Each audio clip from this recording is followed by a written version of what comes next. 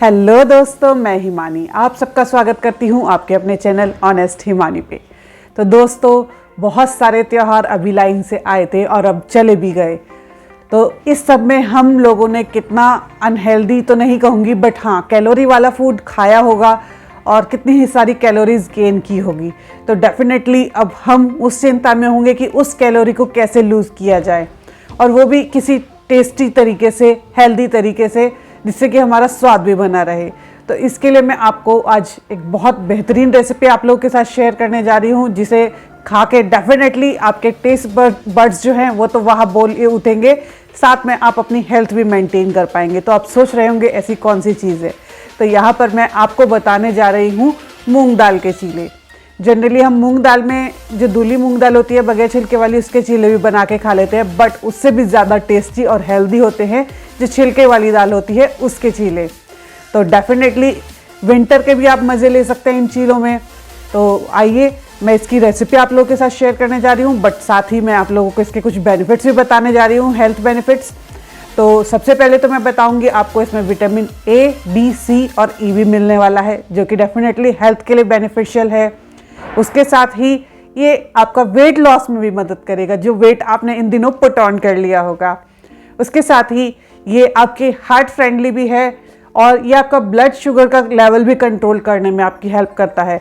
उसके साथ ही इसमें कुछ ऐसे तत्व भी पाए जाते हैं जो एंटी कैंसर होते हैं। तो आप सोच सकते हैं एक अकेली ये मूंग दाल कितना सारा इसमें खजाना है। प्रोटीन बहुत ज़्यादा इसमें प्रोटीन होता है। सभी दालों में जनरली प्रोटीन बहुत काफ़ी अमाउंट में पाया जाता है। तो आप लोग को ज़्यादा इंतज़ार न कराते हुए आइए देखते हैं ये टेस्टी और हेल्दी मूंग दाल के चीले। तो दोस्तों, यहाँ पर मैंने ली है 2.5 कप मूंग दाल, जो हाफ होती है छिलके वाली, वो मैंने ली है। और उसे रात ही मैंने 2-3 पानी में अच्छे से वॉश करके भिगो के रख दिया था। सुबह को आप देख सकते हैं पूरी भीग चुकी है। अब बारी आती है इसकी पीसने की। तो यहाँ पर मैं एक्स्ट्रा पानी नीचे ही छोड़ते हुए इस तरह से मूंग दाल पूरी इसमें एक एक करके डालती जा रही हूँ। और उसमें एक्स्ट्रा पानी मैंने ऊपर से बिल्कुल भी नहीं डाला। अगर आपको ज़्यादा ड्राई लगे तो ही पानी डालें। आप देख सकते हैं कंसिस्टेंसी एकदम बढ़िया परफेक्ट बनकर आई है, ना ज़्यादा गाढ़ा ना पतला, एकदम परफेक्ट घोल बना है। तो अब तैयारी करते हैं हम इसकी स्टफिंग की। स्टफिंग के लिए मैंने लिया है यहाँ पर 1 टमाटर, 1 मीडियम साइज़ कटा हुआ प्याज, हरा धनिया, थोड़ा सा पनीर और 2 हरी मिर्चें कटी हुई ली हैं। इन सबको क्यूब साइज़ में काट लिया है मैंने बारीक सा। और यहाँ पर अब मैं पैन में घी गरम कर रही हूँ। सर्दियाँ हैं, घी डेफिनेटली बिल्कुल जमा रहता है, तो उसका मेल्ट होने का इंतजार कीजिए। और जैसे ही गर्म हो जाए तो उसमें डालिएगा जीरा। जैसे ही हमारा जीरा जो है एकदम कड़क जाए, उसके बाद इसमें डालिएगा हरी मिर्ची। उसको अच्छे से हमें मिक्स कर लेना है, इसमें थोड़ा सा भून लेना है, और साथ ही ऐड कर देना है प्याज। अब मिर्च और प्याज हमारे एक साथ भुन जाएंगे। प्याज को हमें बहुत ज़्यादा नहीं पकाना है, हल्का सा ट्रांसलूसेंट करना है बस।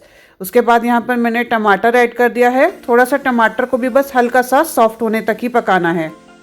इसके साथ ही यहाँ पर मैं ऐड कर रही हूँ नमक, जो कि टमाटर को जल्दी सॉफ्ट होने में हमारी हेल्प करेगा। टमाटर डालने के बाद हमें बस 2 ही मिनट पकाना है। जैसे ही टमाटर पक जाए उसके बाद हमें इसमें ऐड कर देना है पनीर। पनीर को डाल के हमें इसमें पकाना नहीं है, हल्का सा बस मिक्स कर देना है ताकि मसाले उस पर अच्छे से लग जाएं। अब सबसे लास्ट में हम हरा धनिया डाल देते हैं, जो कि लुक भी इसका अच्छा कर देता है और फ्लेवर और फ्रेगरेंस वो भी बहुत अच्छी हो जाती है। ये अब मसाले गैस बंद करके आप अच्छे से मिक्स कर लीजिए और एक बाउल में निकाल लीजिए। और इसके साथ ही अब हम बनाएंगे इसका चीला। चीले का घोल थोड़ा ज़्यादा था तो मैंने एक बर्तन में कम कर लिया है, और इसमें मैंने मसाले मिक्स कर लिए हैं, जिसमें कि मैंने डाला है हींग आधा चम्मच, ज़ीरा, भुना जीरा पाउडर आधा चम्मच, 1 चम्मच सौंफ पाउडर, 1 चम्मच धनिया पाउडर वो भी दरदरा कुटा हुआ, और नमक स्वादानुसार, आधा चम्मच लाल मिर्ची पाउडर, और आधा चम्मच इसमें गरम मसाला ऐड करते हुए वो बैटर बिल्कुल रेडी हो गया है। इधर हमारा पैन भी गरम हो चुका है चीला सेकने के लिए। हल्का सा उस पर ऑयल लगाएं, पहले ही ग्रीसिंग कर लें, जिससे कि आपका जो है बिल्कुल भी ये बर्न नहीं होगा चीला। वैसे तो नॉन स्टिक है, इस पर वैसे भी बर्न नहीं होता है। 1 कड़छी ही काफ़ी रहता है एक चीला बनाने के लिए, क्योंकि इसके पतले पतले चीले अच्छे लगते हैं। सेंटर में डाला और इस तरह बहुत ज़्यादा गर्म ना रखते हुए तवे को, बिल्कुल हमें हल्के हाथ से इसको पहले इवनली स्प्रेड कर लेना है। ज़्यादा गर्म नहीं है तवा, तो इसलिए हमें काफ़ी टाइम मिल गया है इसे स्प्रेड करने के लिए। अच्छे से इवनली स्प्रेड कर लेने के बाद इसके चारों तरफ हमें ऑयल डालना है।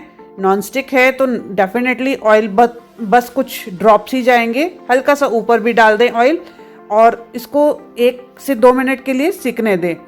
तो 1 से 2 मिनट बाद आप देखेंगे कि ये अपने आप ही किनारे छोड़ दिए हैं इसने। उसके बाद इसे पलट लें। बहुत ज़्यादा तेज़ ये नहीं सिकेगा क्योंकि इसी में इसका ऊपर से जो कोटिंग रहता है वो क्रिस्पी हो जाता है और अंदर से सॉफ्ट रहता है। पलटकर भी हमने इस पर हल्का सा फ्यू ड्रॉप्स ऑयल डाल के इसे सेक लिया है। अब ये दोनों तरफ से परफेक्ट सिक चुका है तो बारी आती है इसमें स्टफिंग की। स्टफिंग आपको जितनी ज़्यादा पसंद है उतनी ज़्यादा लगाइए। एक तो हेल्दी चीला है, ऊपर से स्टफिंग भी इसकी वो भी हेल्दी है, तो देखने में ही इतना टेस्टी लग रहा है, खाने में डेफिनेटली और भी ज़्यादा मज़ेदार होने वाला है। यहाँ पर मैं एक और चीला आपको डालकर दिखा देती हूँ। सेंटर में डाला, थोड़ा सा उसे फैला लिया, बीच में गैप आएगा ही आएगा, डरिए मत क्योंकि हमने मीडियम हीट पे रखा हुआ है। कॉर्नर्स में जो लेयर मोटी हो जाती है उसे इस तरह से करछी की हेल्प से सेंटर में ले आइए और उसे भी इसी तरह से स्प्रेड कर दीजिए। देखिए ना कितने अच्छे से एकदम बिल्कुल परफेक्ट राउंड बन गया है। उस पर से इस पर हल्का सा ऑयल डालिए, पलट कर सेकिए। हल्का सा दबा दबा कर आप सेकेंगे तो ये थोड़ा सा और अच्छा कलर आ जाएगा अपोजिट साइड में। देखिए बड़ा सुंदर कलर आया है और इस तरह से अब अच्छा बिल्कुल परफेक्ट सिक गया है। स्टफिंग इसमें अच्छे से मनचाही भरिए। आप चाहे तो स्टफिंग में अपने टेस्ट के अकॉर्डिंग भी कुछ चेंज कर सकते हैं। इस तरह से हाफ फोल्ड कीजिए। देखिए कितने सुंदर और टेस्टी चीले तैयार हैं। इसके बेनिफिट्स तो मैं आपको पहले ही बता चुकी हूँ और टेस्ट तो आपको बनाकर खाने के बाद ही पता चलेगा। तो आपको मेरी ये चीले की रेसिपी, मूंग दाल चीले की रेसिपी कैसी लगी मुझे लिख भेजिएगा कमेंट बॉक्स में। इसके साथ ही आपके कुछ और सवाल हैं तो वो भी मुझे कमेंट बॉक्स में लिख भेजिएगा। इसके साथ ही मिलते हैं मेरे आने वाले अगले वीडियो में। ओके बाय दोस्तों।